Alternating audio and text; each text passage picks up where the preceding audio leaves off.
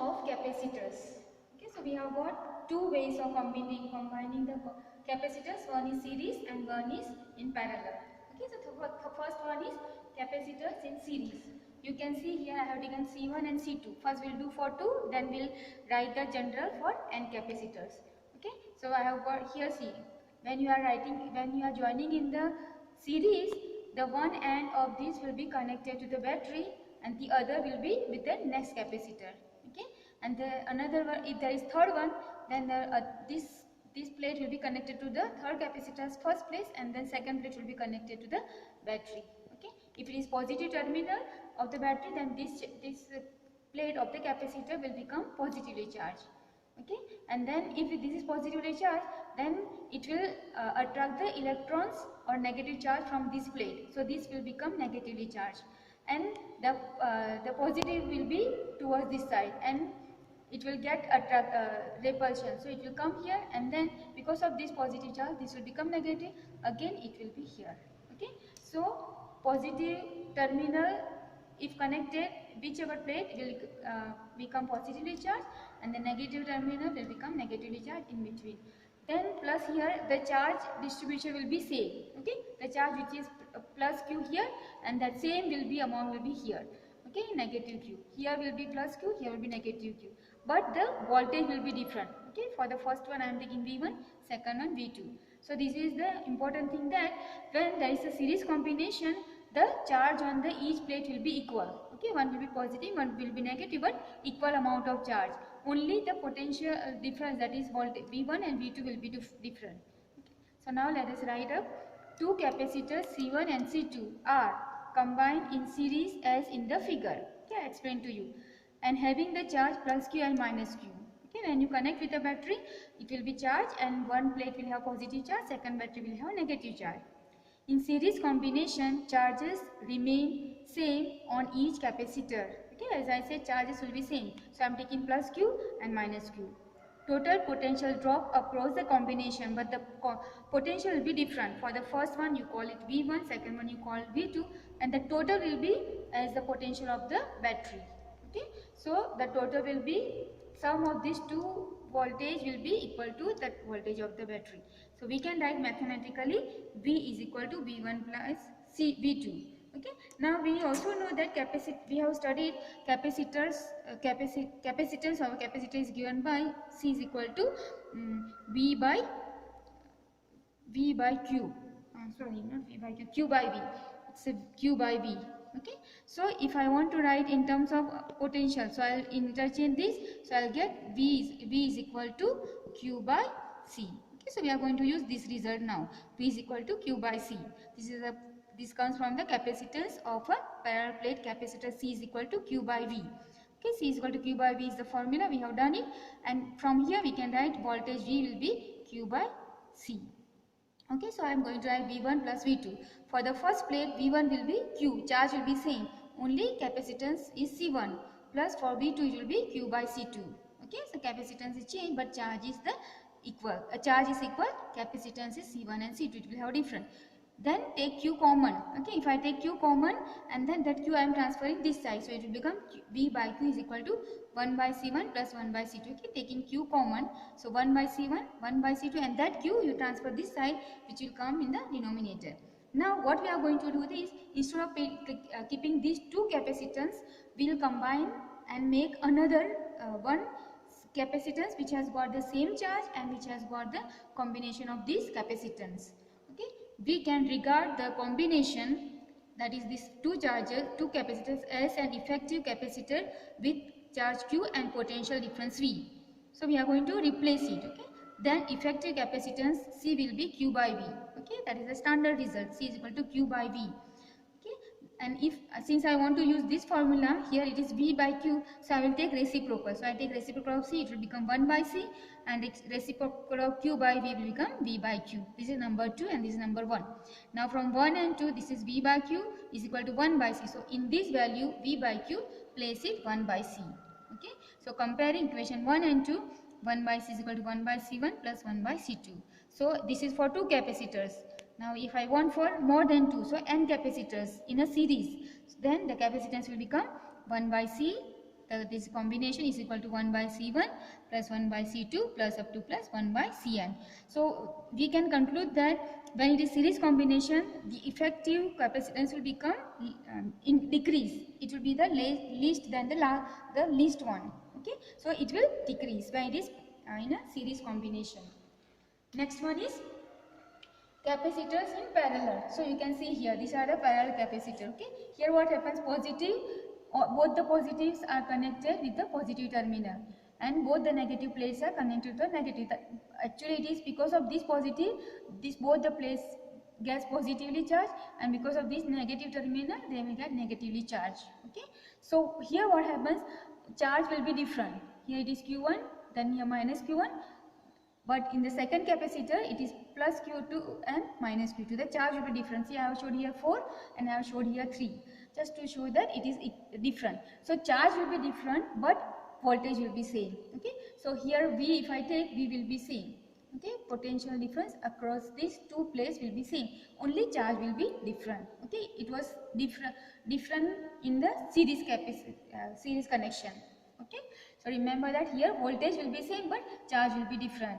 Okay, and here the positively charged plates are connected to positive terminal. In that it was opposite, the positive with negative, and with this negative the positive of the second one was connected, and then negative, then again positive.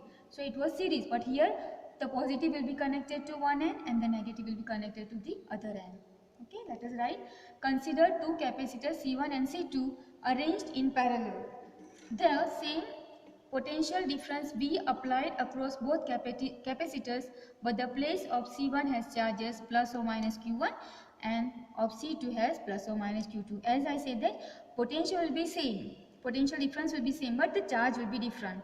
On C1 we are assuming plus or minus Q1, and on capacitor C2 plus or minus Q2.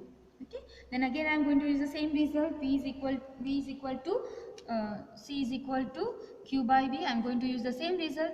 So I will write Q na, so I will transfer this here. So I am writing CB is equal to Q. I am going to use this result. CB is equal to Q. But for first capacitor I write Q1, second capacitor Q2. So I am writing Q1 is equal to C1 V and Q2 is equal to C2 V. Okay, because capacitor for C2 is capacitance you can C2 and C1. Okay, now total charge will be same. So total charge, if I tell it as a Q, the sum total I call it as Q, then it will be sum of the two charges on the two capacitors. So Q1 plus Q2. Put the value of Q1 as C1V and Q2 as C2V. Now you take V common, so you get V common, and that V you transfer here. When you transfer, it will become Q by V. Okay, so taking V common and transferring this side will come Q by V, and here remains C1 and here remains plus C2. Call it number 1. Okay. Now again the same thing. Suppose we are going to replace these two capacitors with one capacitor whose capacitance is C. Okay, and the potential will be V and charge is Q.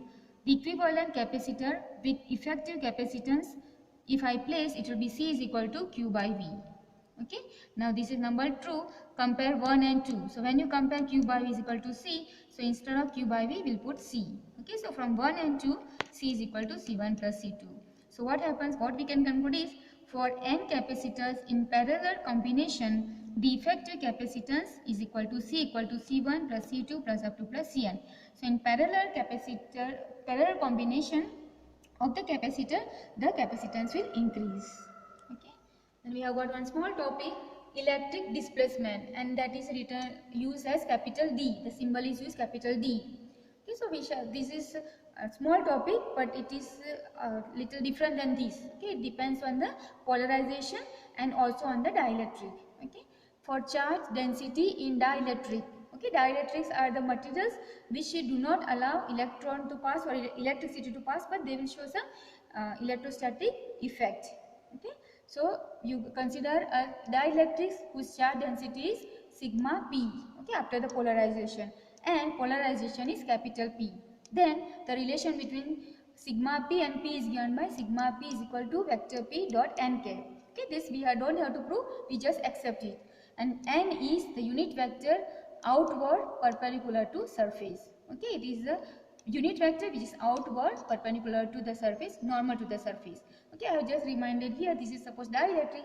This is then when it is placed in the electric field, then one side will get positively charged, one side will get negatively charged, and therefore there will be dielectric, there will be some dipole moment, and it will be from negative to positive. Okay, and this is the electric field inside it, this is applied in outside electric field, which is from this side, and you will get the dipoles are inside. The dipoles are here,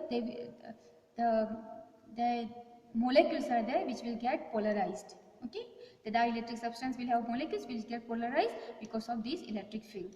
Okay, now electric field in dielectric capacitor is given by E is equal to sigma by epsilon naught minus sigma p divided by epsilon naught.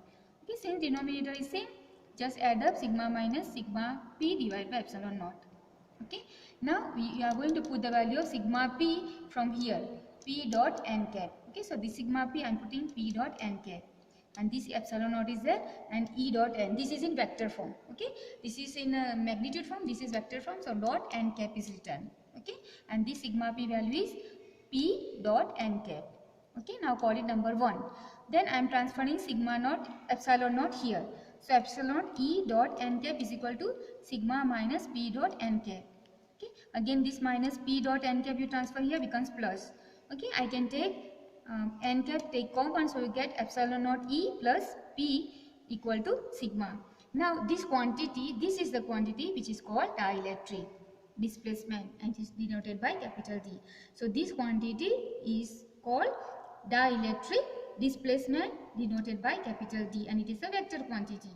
Okay, so that is what we are supposed to find. So dielectric displacement is D is equal to epsilon naught E plus P.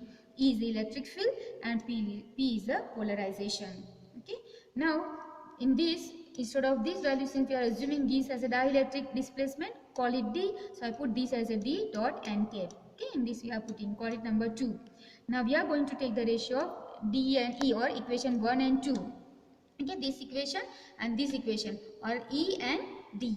Okay, we are going to take the ratio of these two.